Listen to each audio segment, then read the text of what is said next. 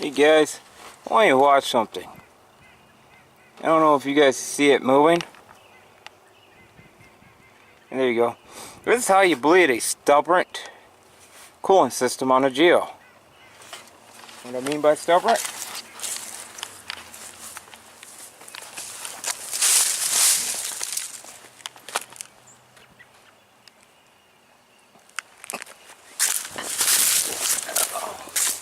I think it's funny, guys. I had a coolant issue. I'm gonna keep on playing with this. This was up over, spilling all over the place. You can't tell. Literally all over the place. But this is how you fix a stubborn coolant spot when it don't want to bleed itself. Because what it is, the radiator stone cold, but the top of the radiator is hotter than hell. So is the motor. So this is how you fix the coolant issue. Yeah, she's still going down too. And that's good. That means I'm getting the air out. Have fun, guys. Be back in a minute.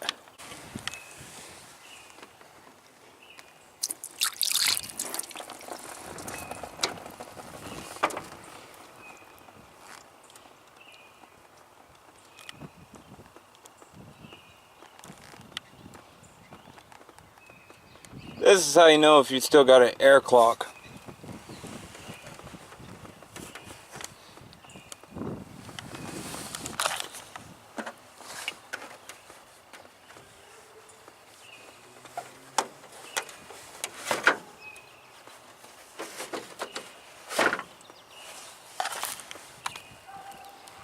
That's cool, ain't it, guys? So you know if you got air in the system or not. And this sucker did. Catch you guys later then. Alright guys, I don't think you can hear me, but you can hear the motor stone cold. Refill this, top it completely off, keep on topping until it stops. Let it completely cool off, refill it up, put your cap on, let it warm up, and I'll be back when it gets hot. Alright guys, as soon as this sucker gets cold, which is in a couple hours because it's getting cold outside, right now she's freaking hot. I can fry eggs on it. Keep the pressure on this radiator hose until it completely cools off. Do not touch the cap until it cools completely off. Cools off, keep it up in there like I have it. Check it. Put the cap on, fire it up, get the nose down. Get the nose down as quick as you can. And then it should be bled. And the way to do this, give me a second. Well guys, I don't know how well my camera can show you the angle. See if I can get this. And somewhat can see it. This side is downgrade. What I mean by downgrade, when your door can do that and stay open. When your door can stay like that, that's good. When you shut it, that means you got the radiator up in the air. Now on this driver door,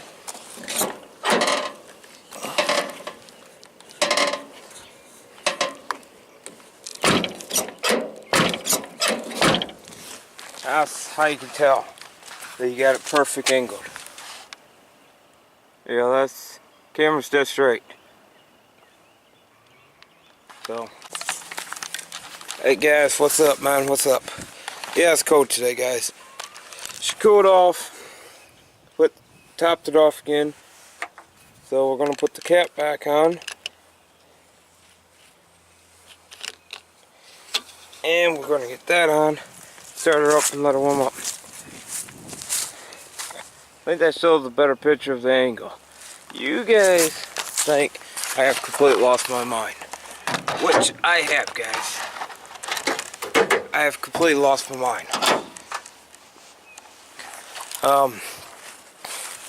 The reason why I'm doing this is because of, here, show you guys another angle on how it actually is.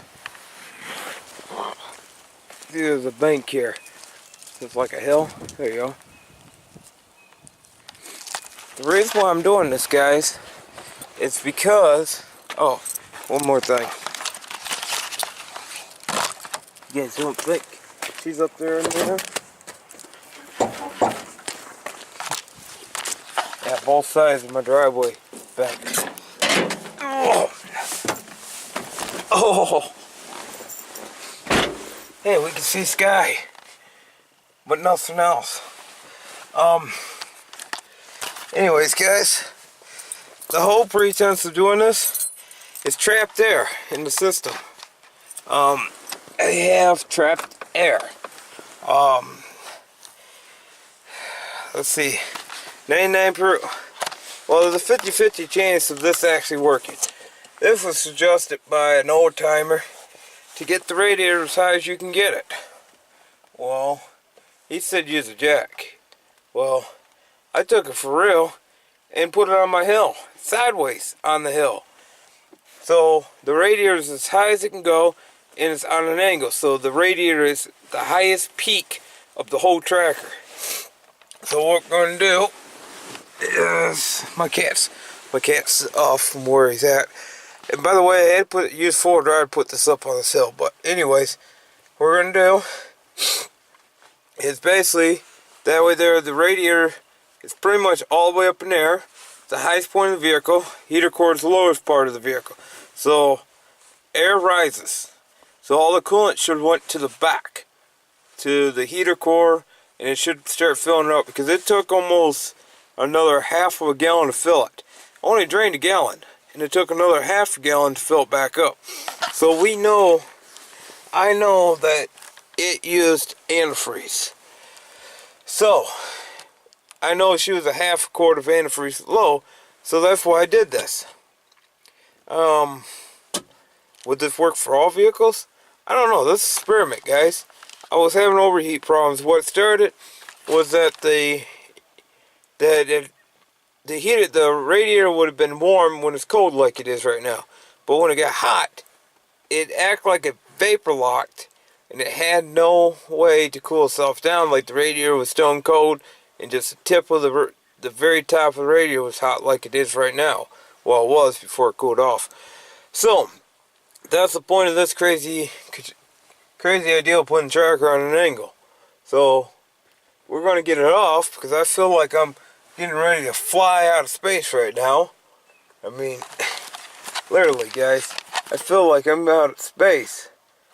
Here's level, and here is what it actually looks like coming out of that window. There's level. There's that. So that's the idea of this crazy concoction. So we're going to start it up and get it off this hill and haul it and see what it does when it gets on level ground. So catch you guys in a little bit. So see you, man. Have fun. Be back in a couple minutes. So guys, you want to know what the outcome of this tracker is? Well, it didn't work.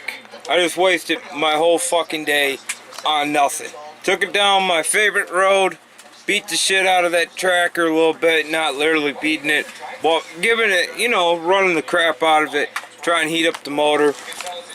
We got the motor heated up. You see that grin on his face? The garter belt is, I'll just say, a special present for my wife. Sorry, babe. Just show me under the hood. Oh, nice. Is that the original? Let's see. Yep. It still does the same thing. Am I giving up or going to throw parts? Well, I already threw all the parts I could possibly throw at it. When I first got it, the radiator was bad. Replaced that. Thermostat, well, if I'm doing the radiator, I'll do the thermostat too, so they're both equal. And it has a new radiator cap on it. So, tracker's got a brand new radiator cap, brand new radiator. Thermostat's been replaced 3 times in it. Water pump's been replaced because I did the time belt replacement, so if I figured I was in the water doing time belt, replace the water pump. Fan clutch was bad when I first owned it. I did that while I did the time belt replacement. So everything in the cooling system has been done.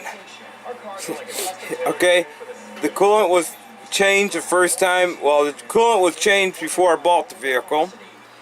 Then the radiator decided, when I was draining it, decided to blow a hole into it, drained all the coolant on the ground, so I ended up putting it fresh in again.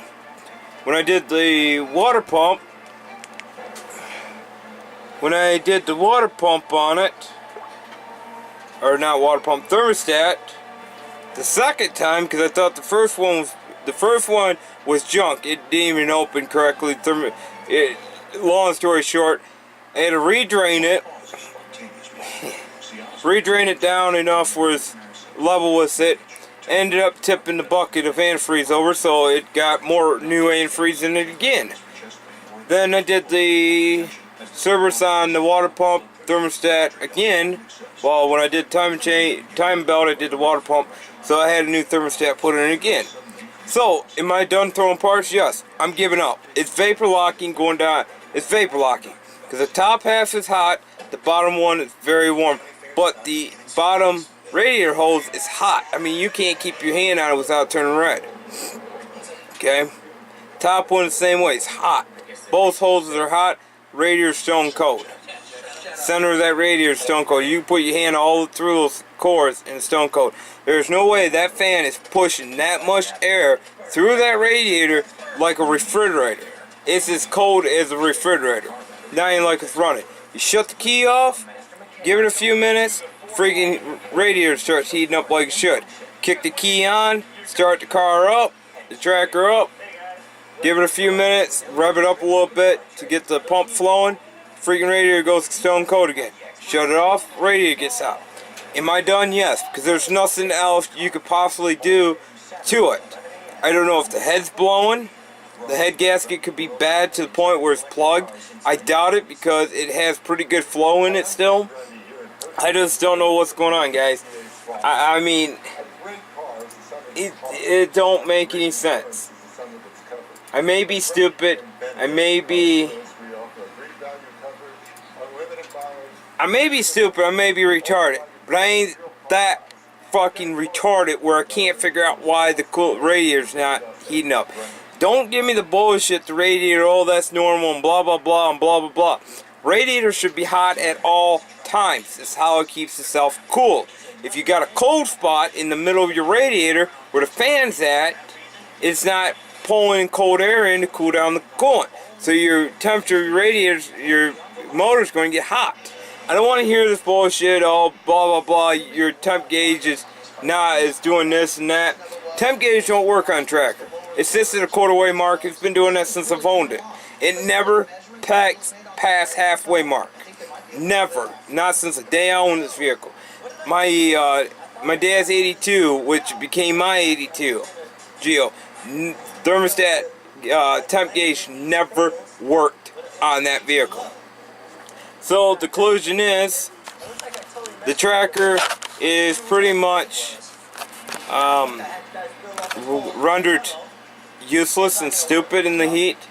I don't think there's much more I can do for it. I've put the radiator as high as I can get it on an angle so the fill neck is as high as I can get it.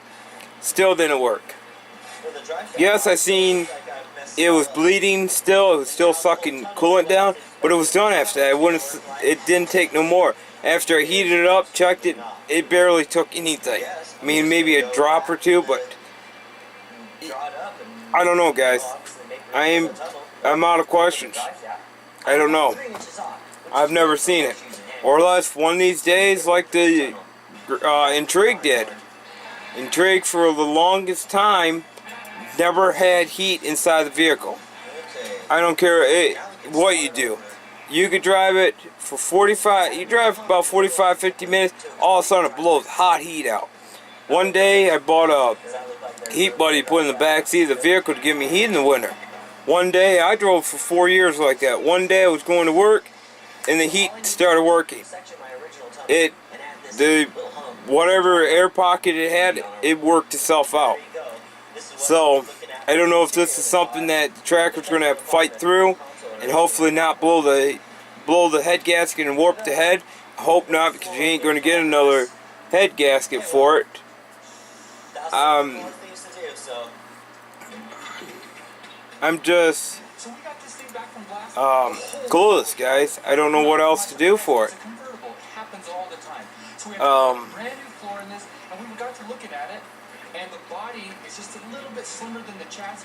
So I don't know what I'm going to do. I don't know if it's because I got the wrong radiator in it. Because it's too thin of a radiator where it's not flowing. I don't think there's a difference between the core thickness. I honestly don't think there is. Got our lines marked out, so I guess next we're gonna take it in the power hammer and pre-stretch. I mean, So we can keep the same contour of the panel. I'll get it all pre-stretched and then I don't think there's a core thickness. That could be part of the problem. Is the radiator ain't thick enough, it's too thin, it needs to be a thicker radiator.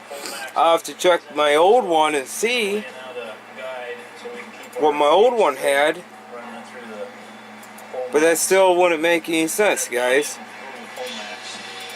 I'm looking right now, what I'm doing is going through and checking the radiator on this right now, see if there was or is a core difference, but I don't see a core difference. Don't see anything different. Way better than the old one. Now that we got the floor done, we're gonna work on fit. I don't know, guys. I think we're gonna have a lot of gapping issues with the front of this car. The fit and finish in the 50s sucked. 50s cars were never really built to fit the way. It don't make any sense. Today. So we really have to take these cars to the next level to get them fit and kin to get designed proper. This 316 Check the 90 tracker and the cooling system and see if there's maybe the 90s had a thicker core. See, this goes to nothing. Something's changed in the cowl. This whole structure. No, the 90s was an all steel core. Get this door up. Don't think there was a. It only seems fitting that Donnie takes care of the gaps on this car because he thinks Pontiacs are the greatest car ever built. I just don't see it, guys. I really do not see the difference. The original 95 was the all steel, all aluminum radiator. Actually, I'll probably take you guys out. Just give me a second. I'll show you the original radiator after the keyboard went flying. Just give me a minute. Alright, guys. We're back at this. See how holy it is? This is the original 95 tracker.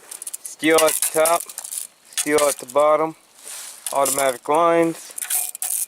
Okay, there is a 1/4 inch difference in it. This is 1 1/4 inch. My other one's only 1 inch. So there is a 1/2 inch difference. But the width is 19 3/4, same as my other one, and the height would be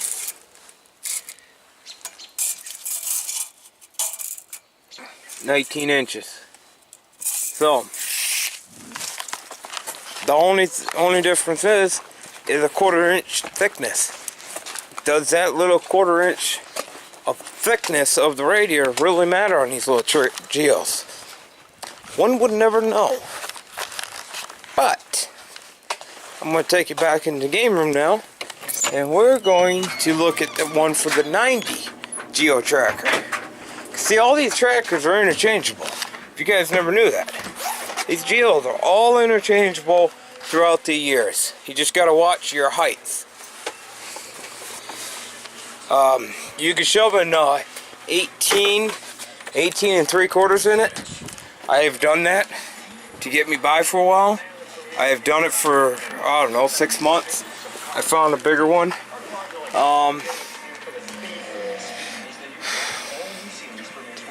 So this one's different. So I didn't measure between tanks. I should have measured the core between the tank and between the pin mount. So I forgot to do that. But this radiator is identical to the one I have. I'd rather not do. Just kind of naturally got right there. But even that one looks thin on the thing. But That's the core size. They didn't measure the core. Inlet heater.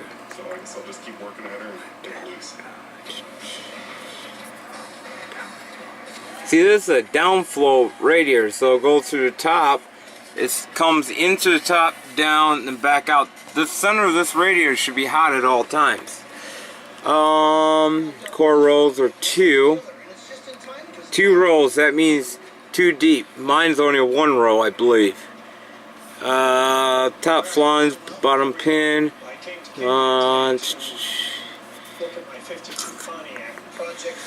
Oh, God.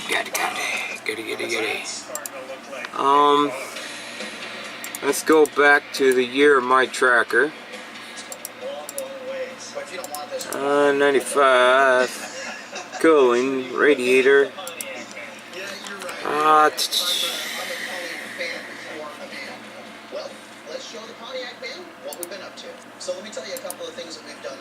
Okay, that is the one I have. Let's click more information. This is the one I have.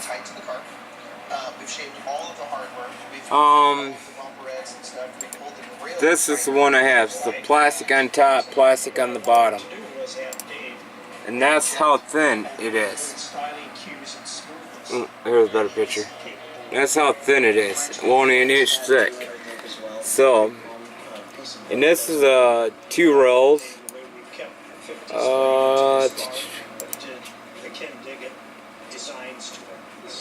Inlet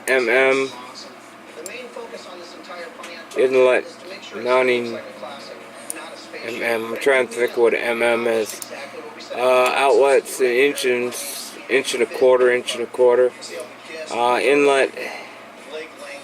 Okay, that one inlet is. I can't imagine why. This thing's gonna be so cool. That's gonna work out. See, this is aluminum core. Trying to think of everything on this. We'll go back to the other one. Core is 14 3/4 wide, I think. And this is 16 13/16. So there is a little bit, but that's all the same. In millimeters and inches. Okay, inlet in inches, inlet in millimeters, outlet in inches and millimeters. That's what mm is. Types of top flange, bottom, blah blah blah. This one, it says transmission cooler, no, but in the picture it shows transmission cooler. I don't know. It is aluminum and plastic, but the picture shows steel. I just don't know, guys. I'm gonna just sit here and research. I'm